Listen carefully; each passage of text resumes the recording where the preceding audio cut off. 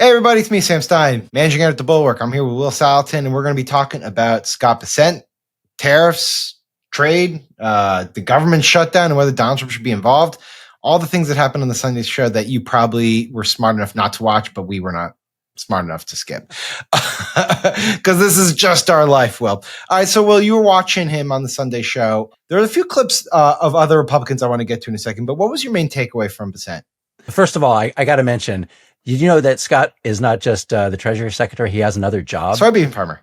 He's a struggling soybean farmer. Yes, I'm kind of offended because do you, Sam, on social media, do you get called a soy boy? I get called a soy boy. I have every now and then, but I also am a soybean farmer, so I take it. I just want people to know, all you people on Twitter, Scott Bessent is an actual soybean farmer. So don't call me a soy boy. Wait, sorry. Let's pause for a second. I didn't know that, first and foremost. There's no way he's out there plowing the fields, okay?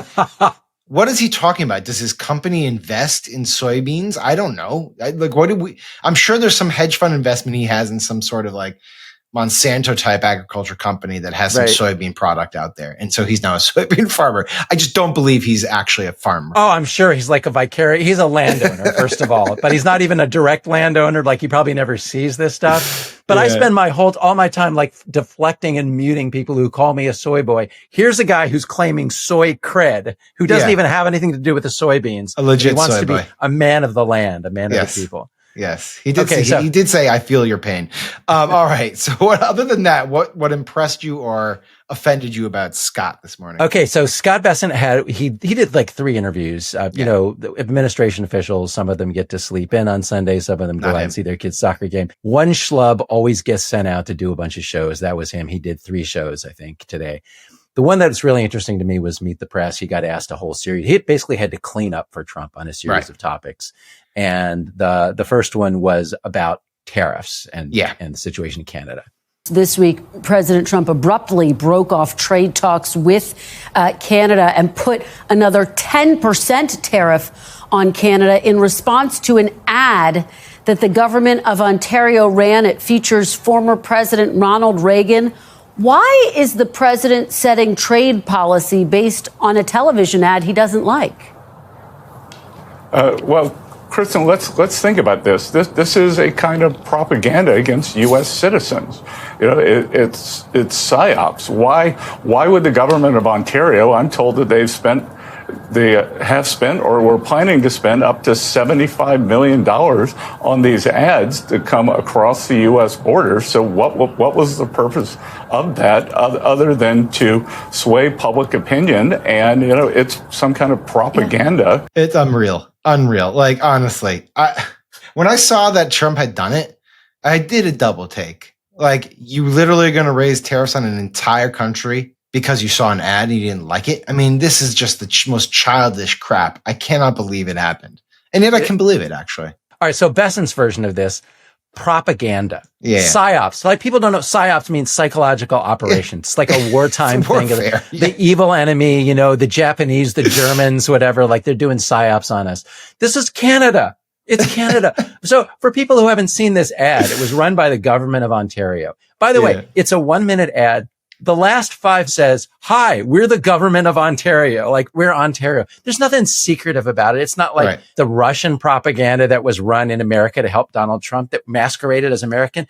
So what they did is they say, "We're the government of Canada, and here's your own former president, Ronald Reagan." And they just show Reagan saying stuff about tariffs. Tariffs are bad. Yeah. The way to prosperity for all nations is rejecting protectionist legislation and promoting fair and free competition. Reagan believed tariffs are bad. There's nothing dishonest about it. It's not propaganda. It's the truth.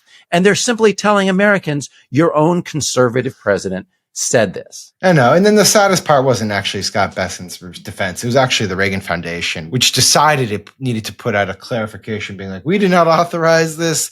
This is deceptive. It's like, dude, just defend Ronald Reagan. That's what you're there for. You don't need to kiss Trump's ass.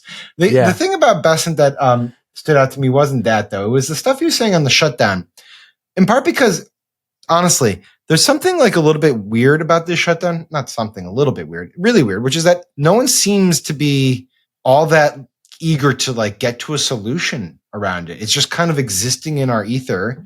It's having bad consequences. There's federal workers who are in food lines. Things aren't going to get better the more it goes on. And yet no one seems to have any real motivation or desire currently to solve it. And that starts with Trump, who seems, content to let the government be shut down. He's off in Asia this week.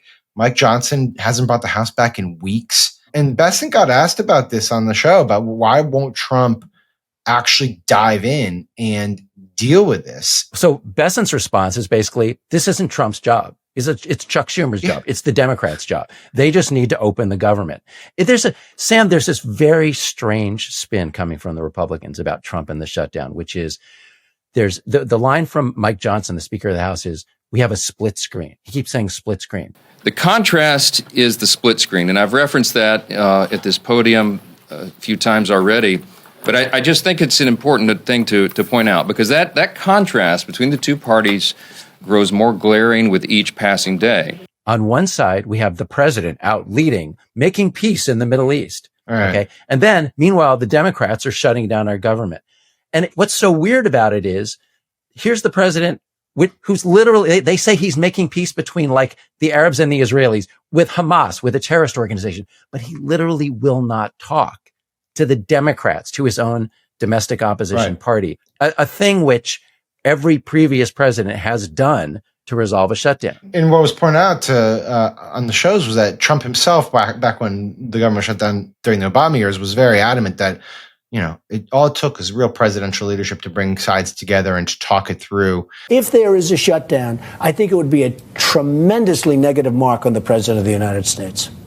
He's the one that has to get people together. And now, of course, he's not doing this. There is some small indication, I suppose, that there are Republicans getting a little bit fed up with this. I thought Rand Paul, who was on the Sunday shows today, he was asked about it. First of all, he was very critical of Trump for a different thing, which is the bombing of alleged drug boats in the Caribbean and now in the Pacific. So at this point, I would call them extrajudicial killings. And this is akin to what China does, to Iran does with drug dealers. They summarily execute people without presenting evidence to the public. So it's wrong. But he also said this. Let's play this clip about what he said with respect to Trump resolving the shutdown, or at least just getting a resolution to the shutdown. I suggest that President Trump come forward and name 3 Republicans and 3 Democrats in the Senate to an official commission to figure this out over a 1-month period and come back with a solution. But in exchange for that, I think the Democrats need to open the government for a month, and then we need to pay the workers, pay our soldiers, and then I think we could come to a solution. All right, so that was a little bit unexpected. More expected was the other Republican who spoke out. I don't know if we have video of this. I think we do. It's Lisa Murkowski talking to CNN. She's definitely more moderate than many of her colleagues about, the need for Trump to get involved. Let's listen to that too. I don't know that we've ever had a shutdown, and I've unfortunately been through more than my share of them.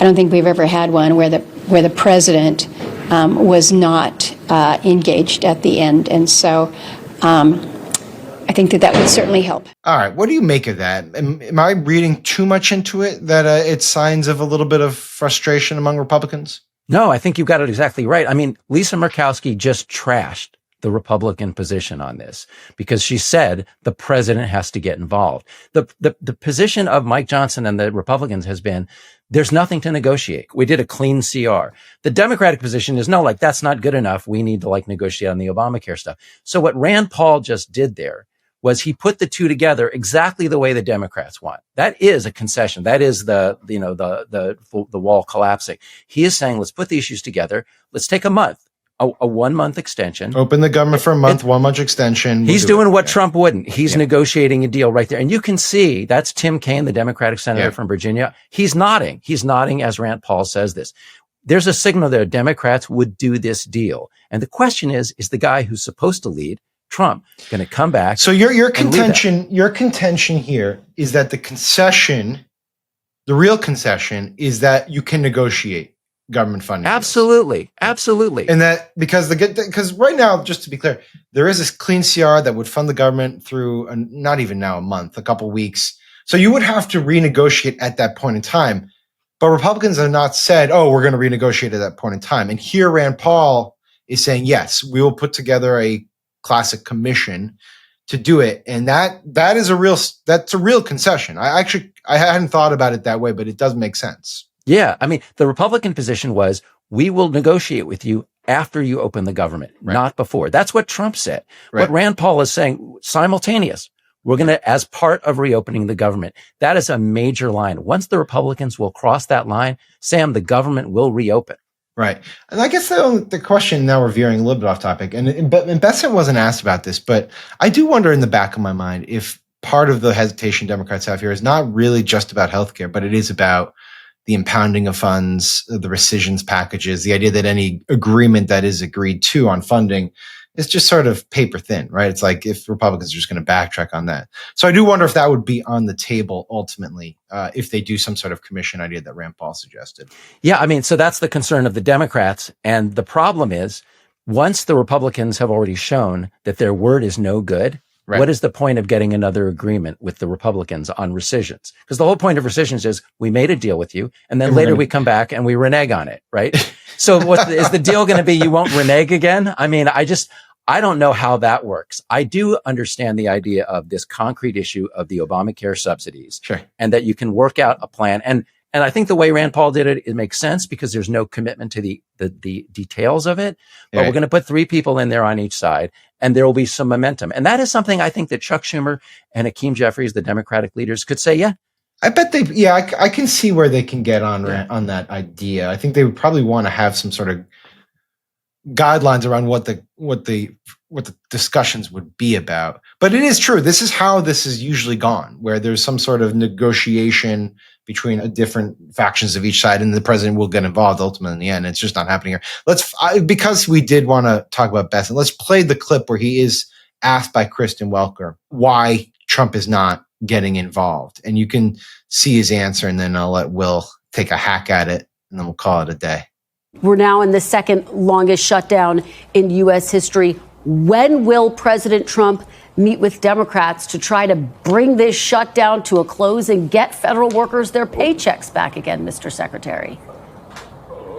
Well, Kristen, I'm going to have to reject the premise of your question. Why does President Trump have to meet with Democrats? Democrats just need to go into the Senate and vote to end the shutdown. All right. So that's one. And then she follows up. I want to play that quickly because that's also pretty good. He said that in the past. He said you have to be a leader. The president has to lead. You have to get people into a room. You have to get a deal. When's he going to do that? Well, he is leading, and there's no deal to do with Chuck Schumer. Chuck Schumer is trading off his polls. It's like he needs a little wind up to get started. Is that like an owl's mating call? I mean, he keeps doing that thing. And look, to be fair to Bessent, the reason he's doing he's in Kuala Lumpur. Okay, there might be some time delay, so I'm going to give him a little bit of credit. Yeah, but it's also a crappy position. He's been left. He's out there to explain why Trump is doing nothing on this. It's I mean, there is no good answer because the Republican line about Trump, the whole shtick about Trump is he's a strong man. He's a leader. He's out making peace in Azerbaijan, Malaysia, wherever it is, all over the world. Meanwhile, in America, we're like, could you try making peace here? That's the whole beef, that Marjorie Taylor Greene and the other Republicans have. How about helping out here? And suddenly the Republican line is, the president, it's not the president's job. He's not going to lead here. We're going to wait. We're going to sit here and wait for the Democrats to step forward. When, as Rand Paul illustrated, there are obvious ways that the president could step forward and put this together. Well, we'll see. He's in Asia for the week. The House is not here. There's just very little momentum, but hopefully, I mean, sincerely, hopefully they can figure out a way to get this thing open. It's really going to cause some serious havoc and harm to actual people. So we'll see. All right. Well, thanks, buddy. Appreciate you doing this. It's grueling, mindless, hazard pay like work to do the Sunday show shift. And yet for some reason you're sick and demented and you love it. And I don't get it. If Scott Bessent, if an actual soybean farmer can come out of the field and take off his overalls and do 3 interviews, the least I can do is comment on it. It's true. Very brave of Scott Bessent to do that. All right. Well, talk to you later, bud.